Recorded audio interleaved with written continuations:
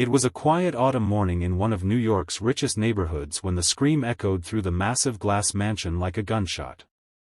In the library of the Kensington estate, sunlight filtered through the tall windows, falling softly on ancient books and expensive art, but none of it mattered now.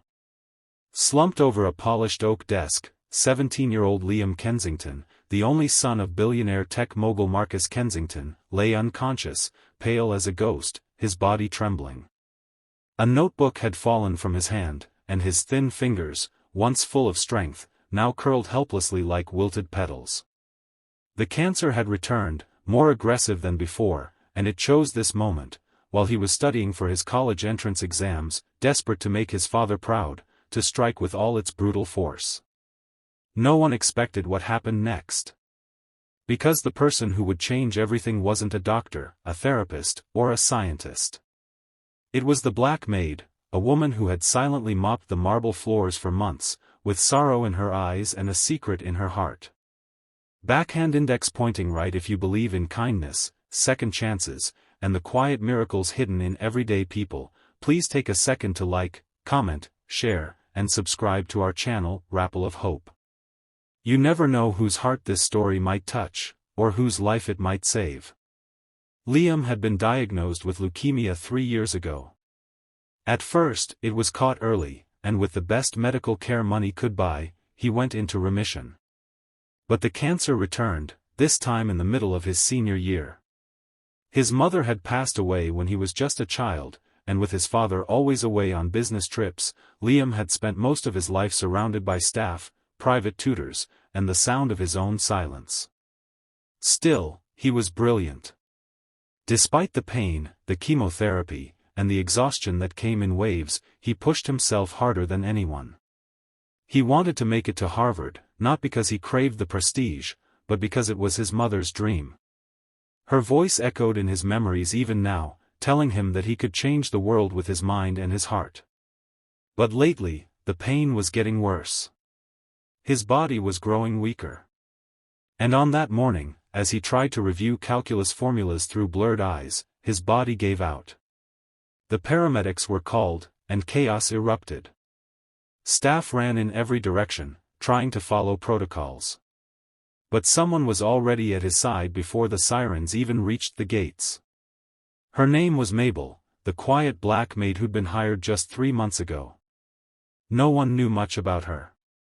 She arrived on time, did her job quietly, and disappeared at the end of the day like a ghost.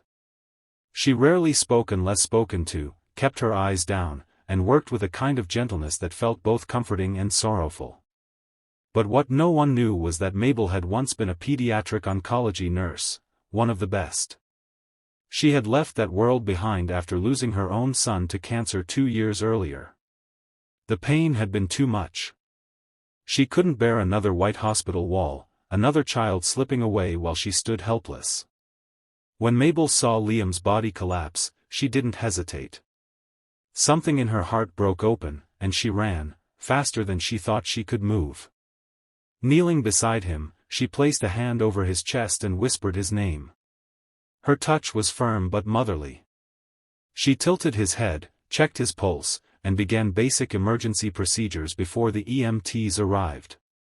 But more than that, she saw the pain in his face, not just physical pain, but soul-deep exhaustion.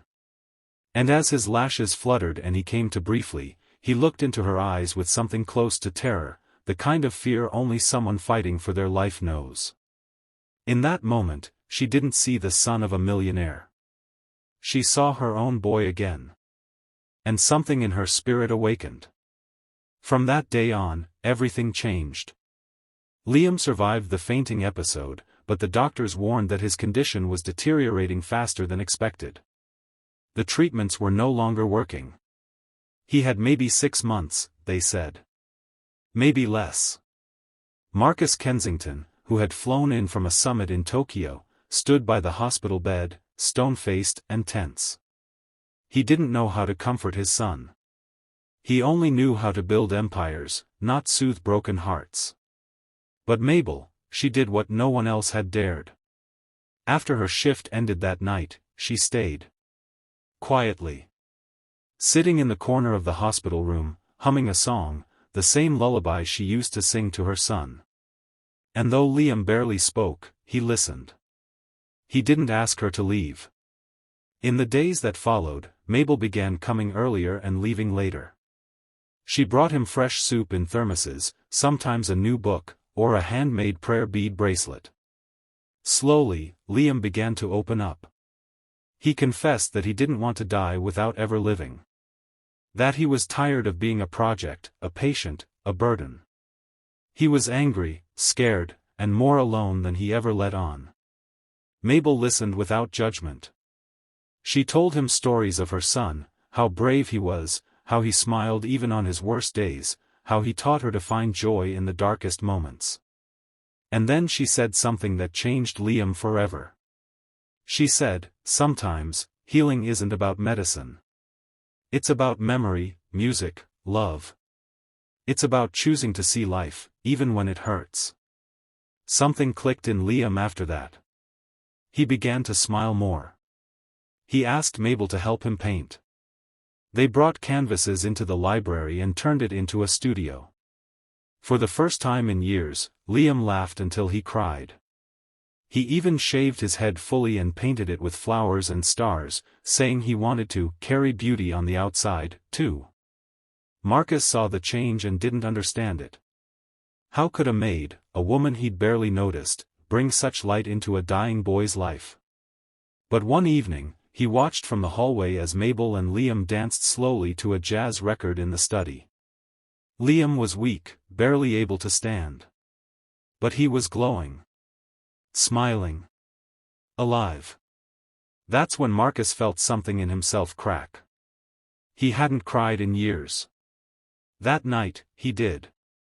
The miracle didn't happen all at once. It came in layers. First, Liam's counts began stabilizing. Then, a new trial opened up in Boston. The doctors were amazed, he was responding better than predicted. The body that had been giving up slowly began to fight back. No one could explain it medically. But everyone, especially Marcus, knew something more profound was at play. Love had entered the room. Hope had moved in. And Mabel, the quiet maid, had become his guardian angel. Months passed. Liam gained strength. He began writing, pages upon pages, about pain, healing, and the gift of being seen. He told his father he wanted to start a foundation for children with cancer, especially those whose voices were never heard. Marcus agreed. He stepped back from his business empire and leaned into the role of being a father for the first time. Together, they asked Mabel to lead the foundation's care division. At first, she said no. But when she saw Liam's face, his eyes full of hope, she nodded with tears in her eyes. "For my son," she whispered. "And for yours." A year later, Liam stood on a stage, hair growing back, cheeks fuller, voice trembling with emotion. Beside him were his father and Mabel, not a maid anymore, but family. He told a crowd of hundreds that sometimes the people the world overlooks are the ones holding the greatest light. That a woman who once mopped his floors had saved his soul. That miracles are real, they just wear ordinary clothes. Backhand index pointing right. If this story touched your heart even a little, please like, comment, share, and subscribe to Rapple of Hope. You never know, the next story might be your miracle. Memo special request, please leave a comment sharing what part of the story moved you the most. We'd love to hear from you, your words matter.